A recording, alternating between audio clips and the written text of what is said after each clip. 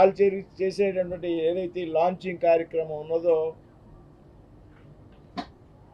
KL university యొక్క విద్యార్థుల యొక్క సృజనాత్మకతను నైపుణ్యాన్ని వారి యొక్క నిబద్ధతను కూడా తెలియజేస్తుంది అనేటువంటి విషయంలో ఏమాత్రం కూడా అనుమానం లేదు. ఇవాళ కేఎల్ యూనివర్సిటీ ఆధ్వర్యంలో జరిగేటువంటి లాంచింగ్ కార్యక్రమానికి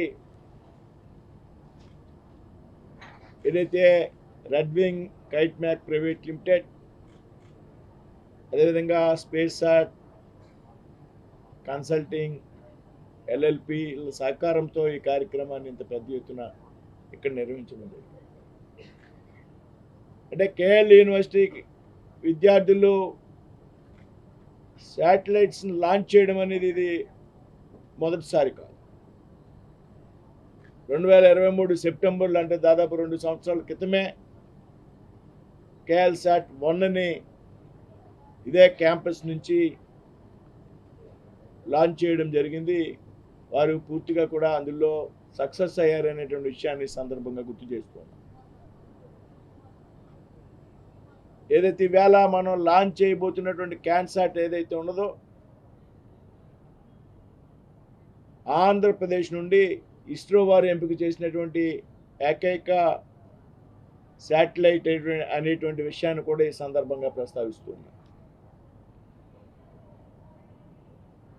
ఇప్పుడే మనం కేఎల్ జాక్ని లాంచ్ చేయడం జరిగింది. దాని తాలూకు లైవ్ అప్డేట్స్ కూడా మనం అప్పుడే అందుకోవడం జరుగుతూ ఉంది. ఈ కేఎల్ జాక్ ఏదైతే ఉందో కేవలం 23 గ్రాముల వెయిట్తో దాదాపు 14-15 కిలోమీటర్ల ఎత్తులో 800 కిలోమీటర్లు తిరుగుతూ అనేక విషయాల్ని మనకు అందించేటువంటి ఒక శాటిలైట్. అదేవిధంగా ఈవేళ మనం లాంచ్ చేసేటువంటి శాటిలైట్స్ ఏవైతే ఉన్నాయో 3 కూడా వాతావరణ పరిస్థితులకు సంబంధించినటువంటి వివరాలు కానివ్వండి, అలాగే ల్యాండ్ యొక్క మ్యాపింగ్ కానివ్వండి, అదేవిధంగా ఓజోన్ పొరలకు సంబంధించినటువంటి విషయాలు, అదేవిధంగా హెల్త్కి సంబంధించి కొంత ఎక్విప్మెంట్ని లిఫ్ట్ చేయడానికి కానీ ఉపయోగపడతాయనేటువంటి విషయం ఈ సందర్భంగా మనం అందరూ కూడా గమనించాలి. అంటే ఏదైతే మన భారత ప్రధానమంత్రి నరేంద్ర మోడీ గారి యొక్క ఆత్మ నిర్భర్ భారత్ కార్యక్రమం ఏదైతే ఉన్నదో, ఏదైతే వికసిత్ భారత్ 2047 ఉన్నదో,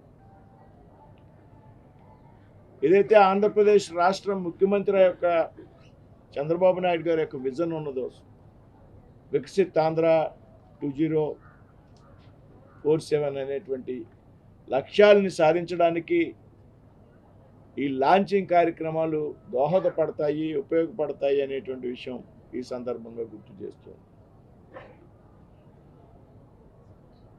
ఇవాళ ప్రతి కళాశాల కూడా ఒక ప్రయోగశాలగా మారాల్సినటువంటి అవసరం ఉంది.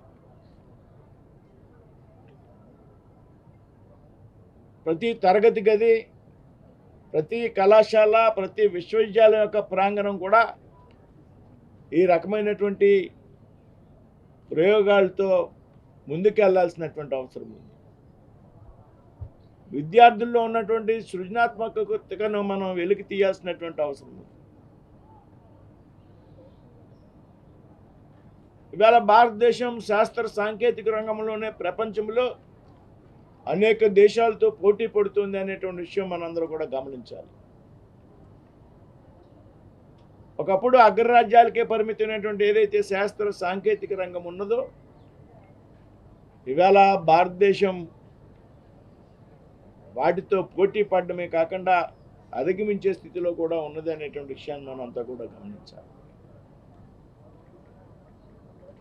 ఇవాళ రక్షణ రంగంలో పెద్ద ఎత్తున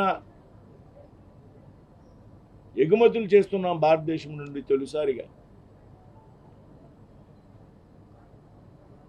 అంతేకాదు రక్షణ రంగంలో ఏదైతే ఈ రకమైనటువంటి సృజనాత్మకం ఉన్నటువంటి విద్యార్థులను ప్రోత్సహించడానికి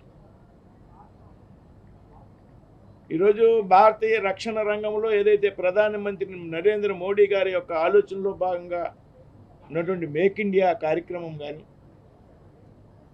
స్టార్టప్ కంపెనీలు ఏవైతే ఉన్నాయో అవి కానీ కీలకమైనటువంటి పాత్ర భూమిక పోషిస్తాయన్నటువంటి సందర్భంగా నేను ప్రస్తావిస్తున్నాను. అంటే ఒక కళాశాల ప్రాంగణం నుండి,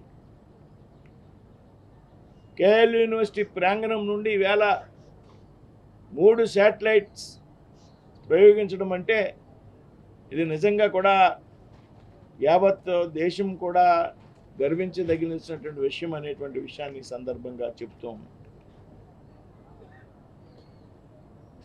ఇది ఆంధ్రప్రదేశ్లో రాబోయేటువంటి రోజుల్లో ఇవాళ చేసినటువంటి ఈ లాంచింగ్ కార్యక్రమం ఏదైతే ఉన్నదో దీని ఆధారంగా, దీని స్ఫూర్తిగా రాబోయేటువంటి రోజుల్లో మరిన్ని నూతనమైనటువంటి ప్రాజెక్టులు లాంచ్ చేసే దిశగా మనం అంతా కూడా ముందుకు వెళ్ళాలని సందర్భంగా చెప్తూ ఉన్నాం. మరి ఈ విధంగా విద్యార్థులను ప్రోత్సహించినటువంటి కేఎల్ యూనివర్సిటీ చైర్మన్ అయినటువంటి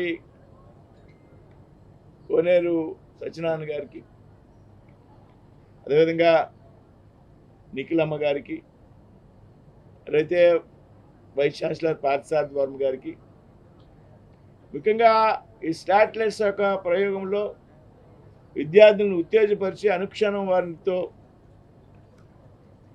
అనుసంధానంగా ఉన్నటువంటి ప్రొఫెసర్ కావ్య గారు,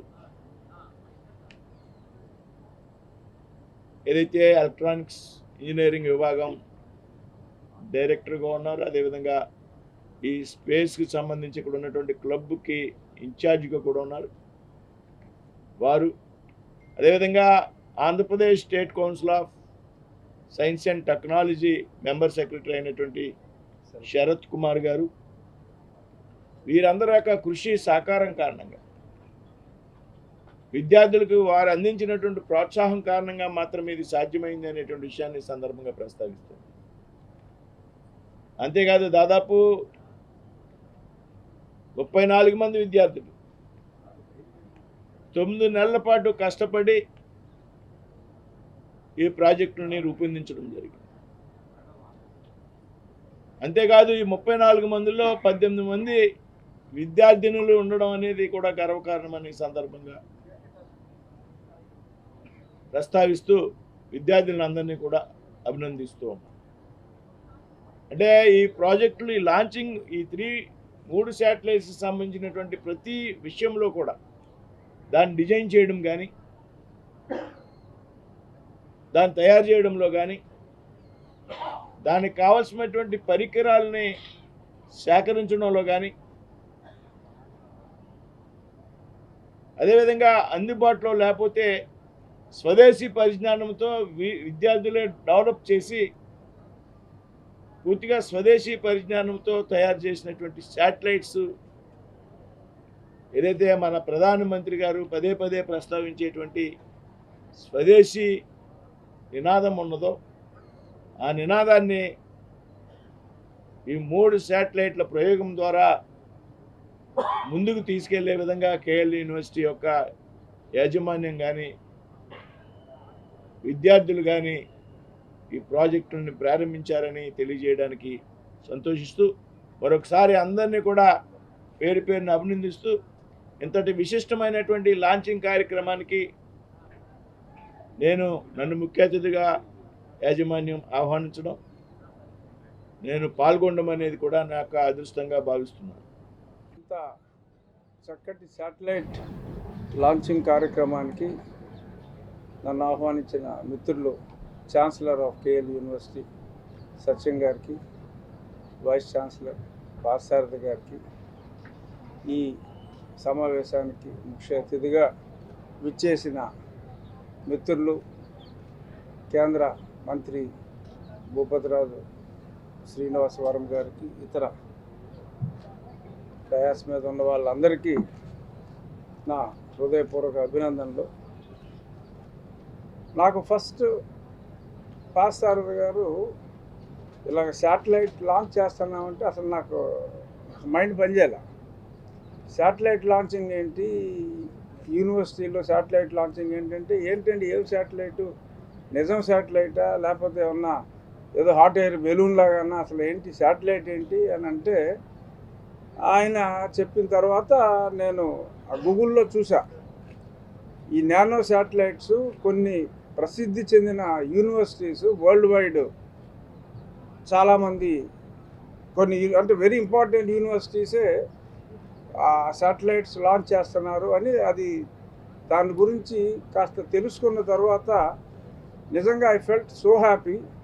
మన విజయవాడలో ఆంధ్రప్రదేశ్లో ఉన్న యూనివర్సిటీలో ఈ స్థాయిలో, ఎందుకంటే మనకి సైన్స్ అండ్ టెక్నాలజీ ఆ కార్గిల్ వార్ అప్పుడు మరి కొంత డేటా కావాలి అంటే అమెరికా మీద డిపెండ్ అయ్యి కొంత శాటిలైట్ డేటా అడిగినప్పుడు వాళ్ళు రిఫ్యూజ్ చేస్తే మరి ఆ తర్వాత నరేంద్ర మోడీ గారి నాయకత్వంలో science and technology, Atmanirbhar Bharat కావచ్చు, గతి శక్తి కావచ్చు, చాలా ఇంప్రూవ్మెంట్స్ వచ్చి అందులో భాగంగా యూనివర్సిటీ, మన సత్యం గారి యూనివర్సిటీ ఈ స్థాయిలో మరి 2 సంవత్సరాల క్రితమే ఒక శాటిలైటు, ఈరోజు మరి ఒకేసారి 3 శాటిలైట్స్ ప్రయోగించే స్థాయికి, నానో శాటిలైట్స్ అయినప్పటికీ 3 శాటిలైట్స్ ప్రయోగించే స్థాయికి రావటం, ఆ కార్యక్రమంలో శ్రీనివాస్ వర్మ గారితో పాటు నేను కూడా పాలు పంచుకోవటం అనేది చాలా చాలా గర్వంగా కూడా ఫీల్ అవుతున్నాం. ప్రధానమంత్రి గారి ప్రోత్సాహంతో మరి డీమ్డ్ యూనివర్సిటీ,